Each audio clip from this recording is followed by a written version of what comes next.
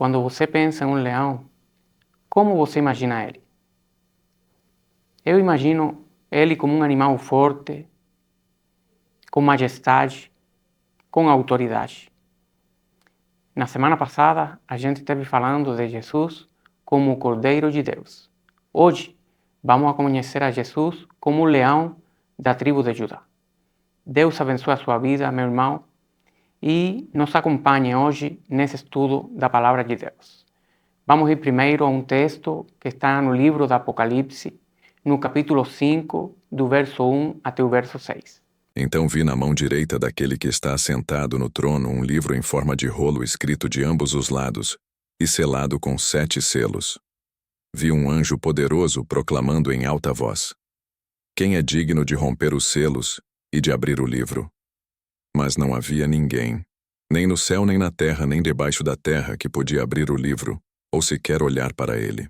Eu chorava muito porque não se encontrou ninguém que fosse digno de abrir o livro e de olhar para ele. Então um dos anciãos me disse: Não chore, eis que o leão da tribo de Judá, a raiz de Davi, venceu para abrir o livro e os seus 7 selos. Então vi um cordeiro que parecia ter estado morto, de pé, no centro do trono, cercado pelos 4 seres viventes e pelos anciãos.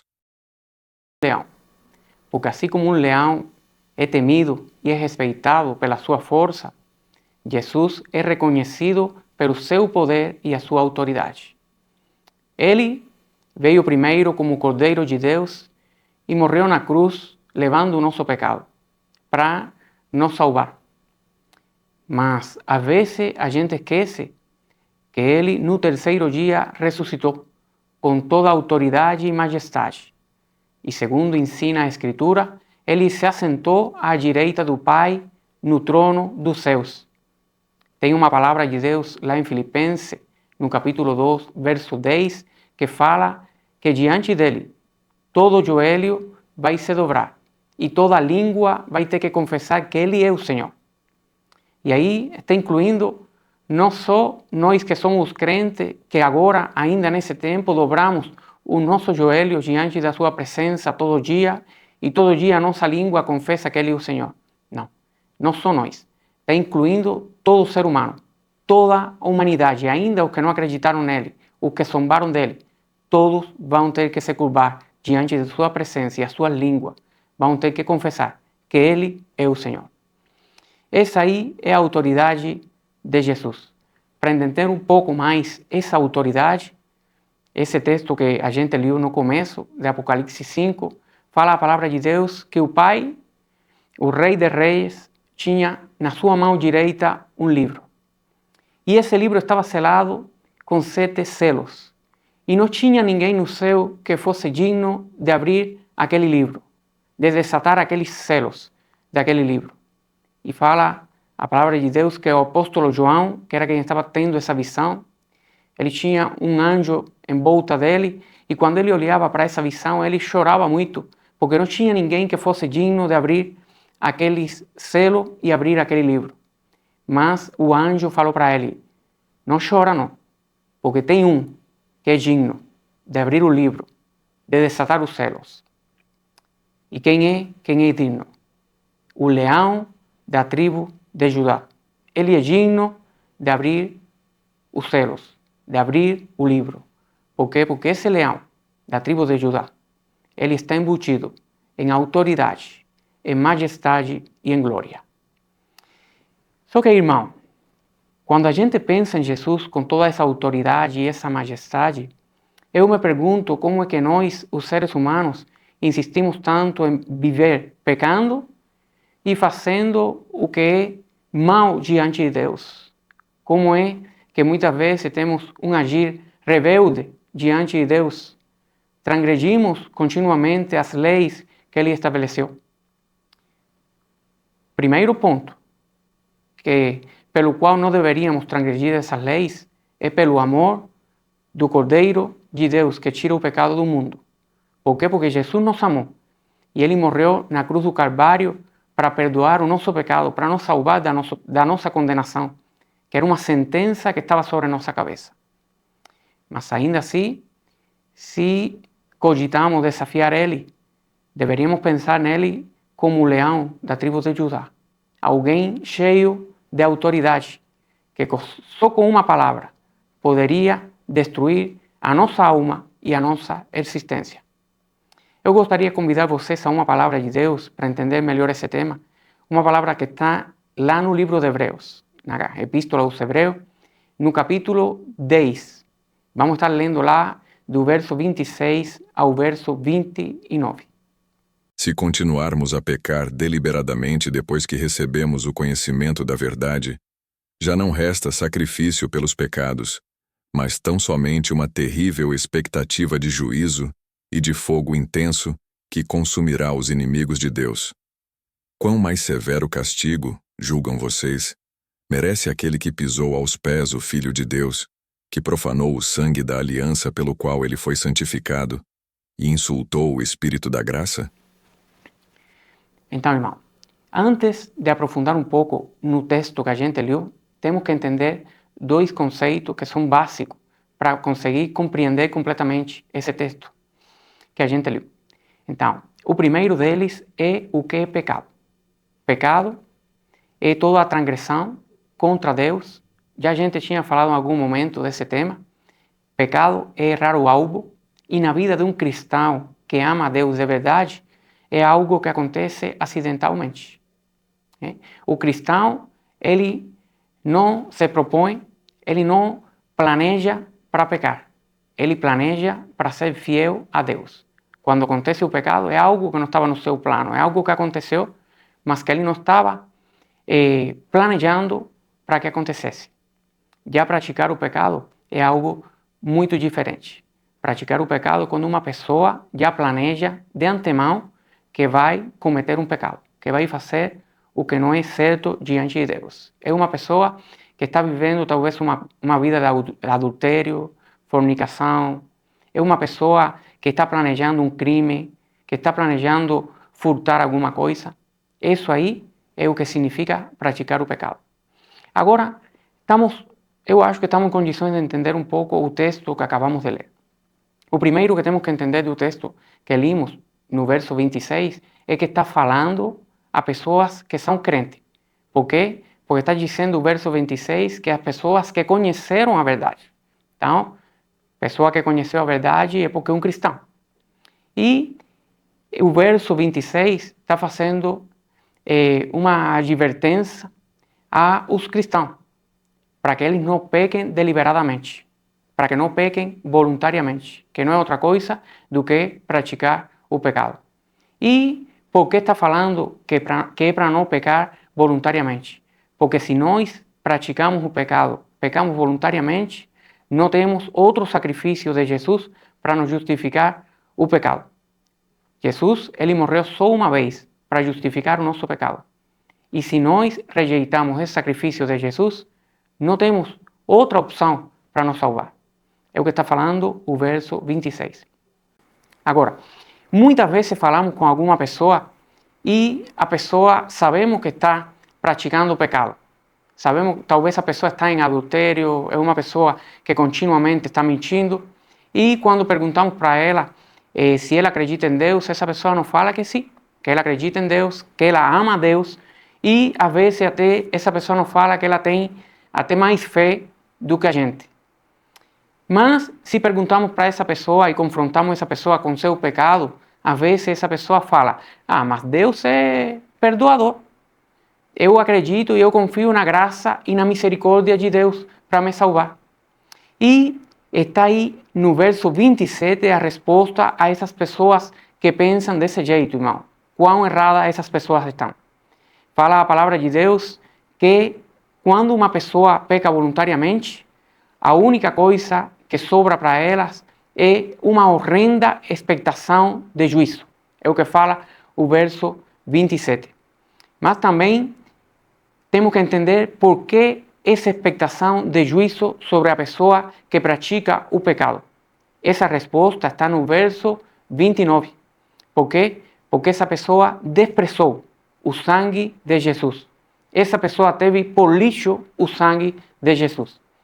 Então, para uma pessoa que tem por lixo o sangue de Jesus, não existe outro sacrifício, não existe outra maneira de que ele possa se salvar. Então, você pode ver aqui esses versos de Hebreu, irmão, como ensinam para a gente como a gente deve viver como cristão e filho de Deus. Agora, eu gostaria de falar para vocês um pouco sobre a autoridade que tem Jesus sobre nossa vida. Porque às vezes a gente está vivendo um pecado e a gente acha que não consegue sair dele. E talvez você que está me assistindo, já em algum momento eu pratiquei pecado. Eu vivi em pecado em algum momento sendo já cristão. Né? Porque são coisas às vezes que vão entrando na nossa vida e, como fala a palavra de Deus, que aquelas pequenas raposas são as que destruem os vinhedos, irmão. As semeaduras. Essas pequenas raposas, que são muitas vezes pequenos pecados que deixamos crescer na nossa vida e quando olhamos para eles, estamos praticando um pecado. Mas tenho para você uma boa notícia. Se você está praticando o pecado e acha que não consegue sair dele, eu tenho que te falar que o Cordeiro, que agora estamos aprendendo no dia de hoje, que também é leão da tribo de Judá, esse leão que tem toda a autoridade, ele também pode te dar autoridade para que você vença o pecado. Vamos ir lá na palavra de Deus agora, para que você veja. Tem duas porções da Escritura que eu gostaria que vocês lessem comigo. Uma delas está na primeira epístola de João, no capítulo 5, no verso 18. E a outra está no capítulo 14 do Evangelho de João, no verso 12. Vamos ler essa Escritura. Sabemos que todo aquele que é nascido de Deus não está no pecado. Aquele que nasceu de Deus o protege, e o maligno não o atinge. Digo-lhes a verdade. Aquele que crê em mim fará também as obras que tenho realizado. Fará coisas ainda maiores do que estas, porque eu estou indo para o Pai. Então, irmão, esse verso que acabamos de ler na primeira epístola de João, 5:18, traz muita esperança para nós, que às vezes achamos que não conseguimos vencer um pecado. O que está falando a palavra de Deus, que aqueles que são de Jesus, aqueles que foram comprados pelo sangue de Jesus, eles têm autoridade para vencer o pecado. E está falando também, a segunda parte do verso, fala algo muito interessante, que eu gostaria que você entenda. Está falando que aquele que é de Jesus, aquele que está selado pelo Espírito de Deus, o maligno, o diabo, não pode tocar nele. E eu gostaria de falar um tema eu acho muito importante para vocês, porque às vezes traz até temor, medo na nossa vida. Tem por aí muitos pregadores que às vezes eu escuto falando eles de retaliação. E às vezes eu não gosto muito do tom que eles usam respeito a esse termo de retaliação, porque tal parece que a retaliação do diabo é algo que está acima da autoridade de Deus, que está fora do controle de Deus. E eu tenho que discordar disso, porque segundo falou esse verso que acabamos de ler, fala a palavra de Deus que aquele que ama a Deus, aquele que está na presença de Deus, o maligno não toca nele. Temos lá também a palavra de Deus no livro de Jó, quando Deus estava falando para Satanás, ele falou para Satanás: você viu o meu servo Jó? Não tem outro quanto ele na terra, temente de mim, que faz o bem e que me honra com sua vida. Em outras palavras, foi o que falou Deus para Satanás. E Satanás falou para ele: e é à toa que Jó te serve? Você colocou em volta dele a tua proteção. Eu tento mexer com ele e eu não consigo, porque você protegeu ele totalmente. Então, somente quando Deus deu permissão para Satanás, foi que Satanás conseguiu mexer com a vida de Jó e que Jó entrasse naquela aprovação. Então, aí podemos entender como essa suposta retaliação do diabo, que às vezes as pessoas falam como se fosse algo que acontece inevitavelmente e que está fora do controle de Deus, isso não existe, irmão. Que uma pessoa possa ter em algum momento provação, falou Jesus que no mundo teríamos aflições, mas que confiássemos, porque ele venceu o mundo. Então, o que é aflições? São dificuldades, provações que às vezes a gente tem que passar. E às vezes tem até cristão que tem que pagar com sua vida por causa do Evangelho. Tem lá no capítulo 2 de Apocalipse, falando para a igreja de Esmirna, Deus está falando para eles, não temam, porque o diabo vai jogar muitos de você até na prisão e vocês vão ter tribulação. Mas quando você vê a palavra de Deus falando, não temam, está falando, dá a entender para a gente como Deus mantém o controle. Deus está falando para eles, não temam, porque eu estou no controle. Depois, no final dessa palavra que Deus está dando para a igreja de Esmirna, Deus fala para eles, mas vocês sejam fiéis até o final. Quer dizer, que nós está a decisão, a escolha de ficar fiéis a Deus ou não. Então é para que você entenda como tribulação não é a mesma coisa que retaliação. E tribulação, aflição, que muitas vezes o cristão passa, não está fora do controle de Deus. Ainda nessa situação, Deus tem o controle. E você não vai ser provado mais do que você possa encarar. Porque Deus tem o controle dessa situação.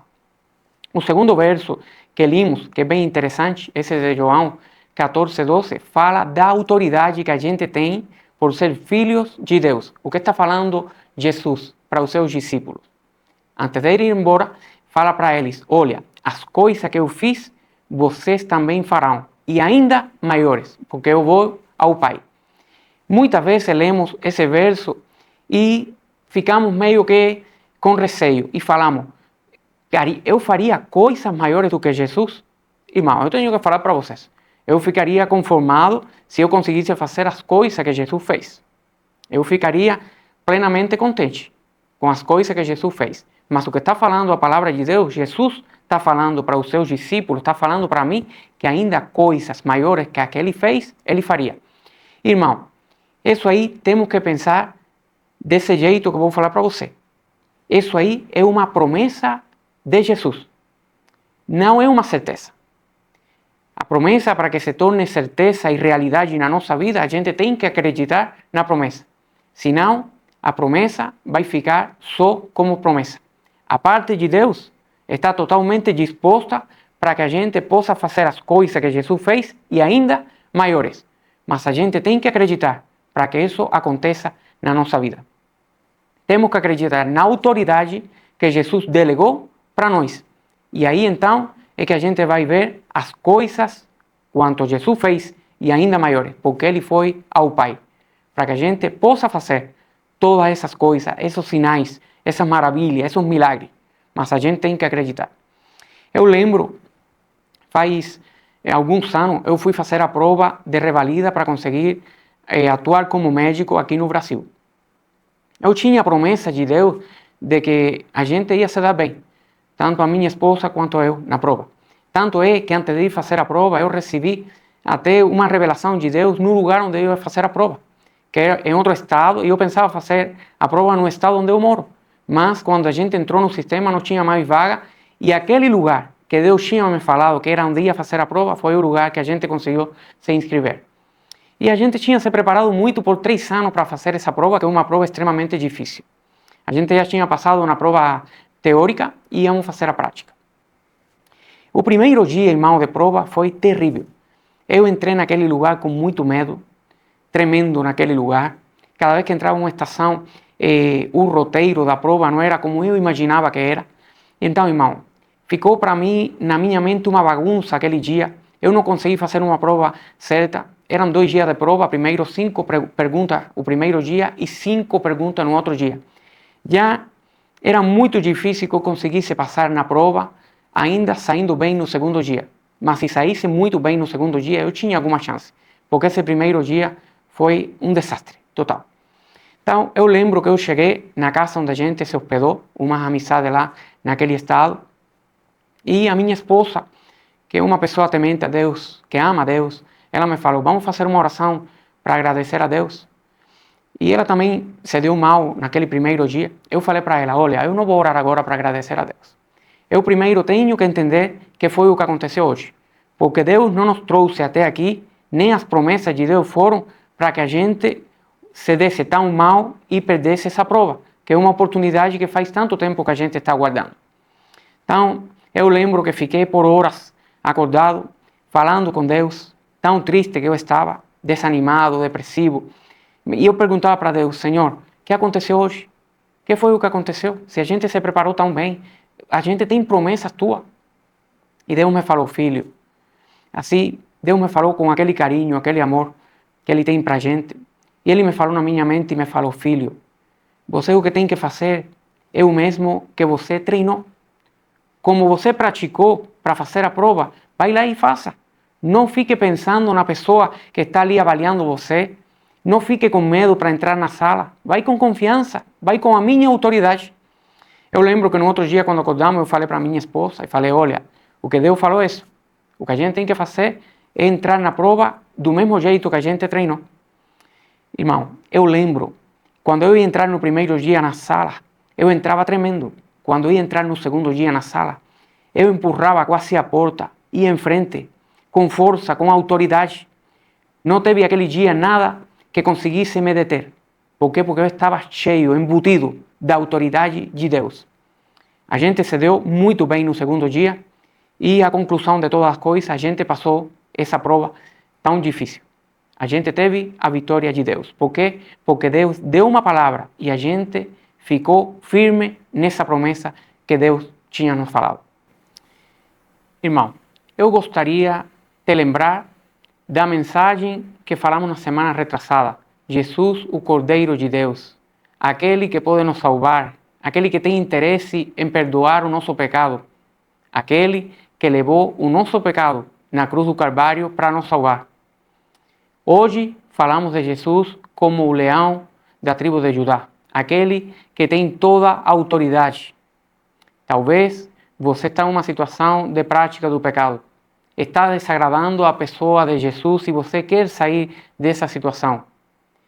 Jesus falou: venham a mim os que estejam sobrecarregados e eu os farei descansar. Em Jesus temos descanso.